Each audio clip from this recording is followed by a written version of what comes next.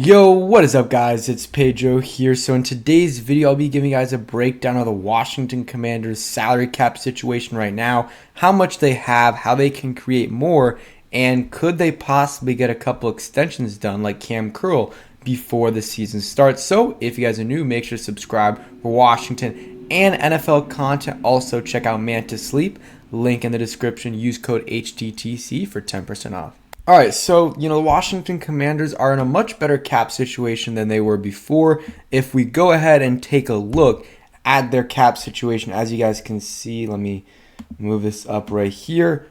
Sorry about that. They have about $11.6 million in cap space right now. But I was just thinking about it. They still have not signed Emmanuel Forbes. They have not signed Quan Martin as well to their rookie deals. So that needs to be taken into account. That's going to take a few $1,000,000 in cap space. So they'll probably be down more towards like 8 million or 7 million. Not completely sure.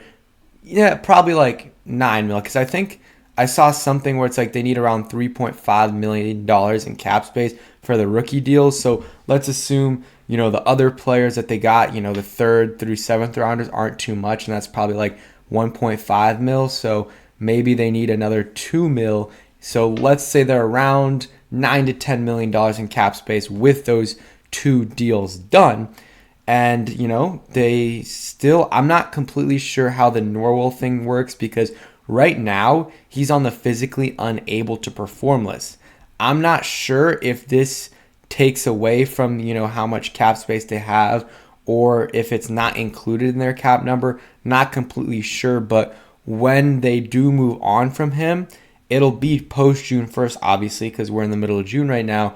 And, that should be more of a cap savings than it was before. So I still think we'll get some cap savings from, the Andrew Norwell move. But if someone knows for sure, go ahead and comment that down below. And we're not paying Shaka Toney this year because of the suspension. So this is kind of what the Commanders cap situation is looking at.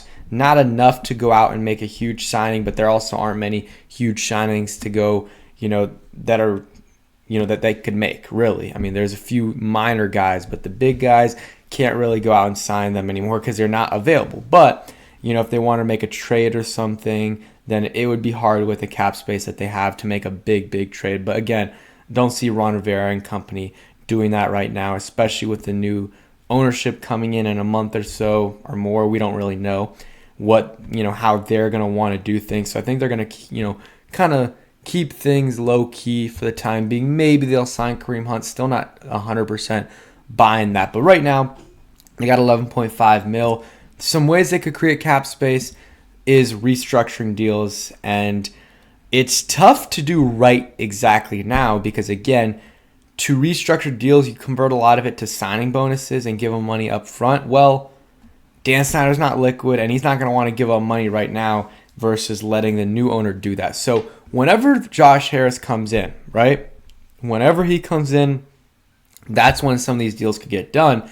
And I think John Allen, you could, tack another year or two to his deal, extend him a little bit, and, maybe take his cap hit number a little bit up or give him a little bit more money over the next few years, but lower the cap hit in 2023. I mean, they could easily, if they really wanted to, lower that down to 10 mil. But let's just say they get it down to 16 because they don't really need to, create too much cap space.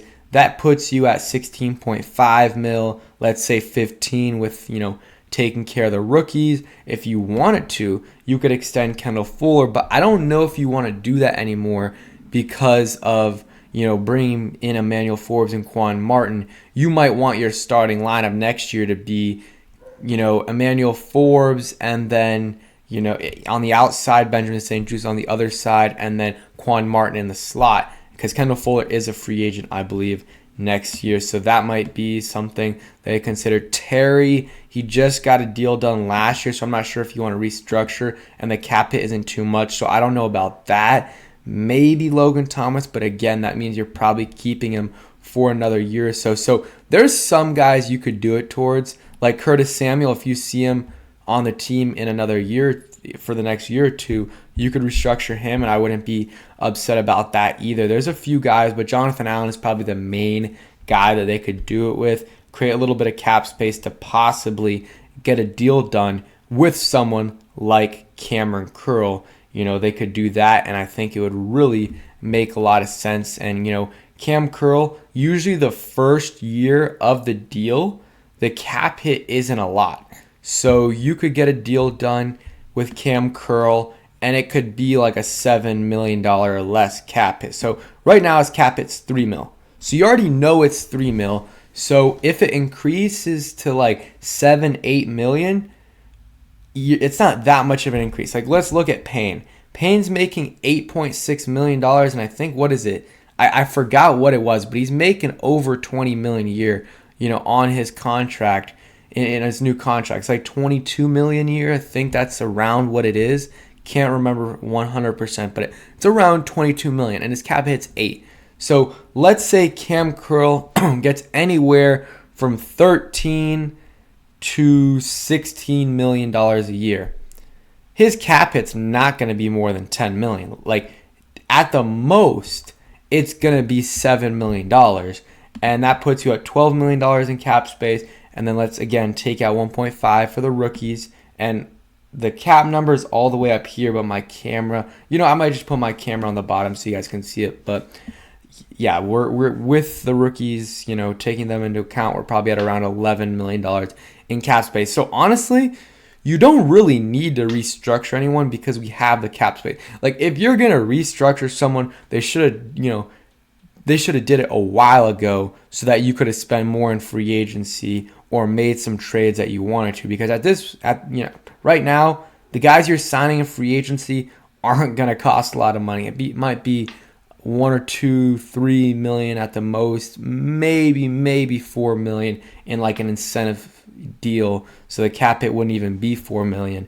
So yeah, if you're going to restructure at this point, I think it's a little bit too late, unless you want to restructure just a little bit so that you can get that Cam Curl deal done and maybe sign someone like Kareem Hunt or a starting left guard or another linebacker. Okay, then maybe you need to restructure, but I don't think it's necessary, because if we go and just change this, I think that's what the cap hit was at, 21. We're still at around 7.5 mil, and I guess, again, take out 1.5 because of the rookie deals, and you're at $6 million, and that should be enough. Maybe sign a couple players, and again, we've got 90 players on the roster right now. So by the time the final cuts are down, you're wiping out 40 of those players. You'll wipe out 40 of those players, and that, those players won't be highly paid players. It's going to be players like, Tariq Castro Fields or Brandon Dillon, who are only making, I would love to make on $870,000, but a lot, you cut all those guys, on average about $800,000. Is that the minimum? Yeah, so around $800,000 will probably be the average, and you cut all those guys, you're gonna make, you're gonna create a lot of cap space. You're gonna end up creating a lot of cap space. So I don't think they need to make, a lot of moves to create cap space.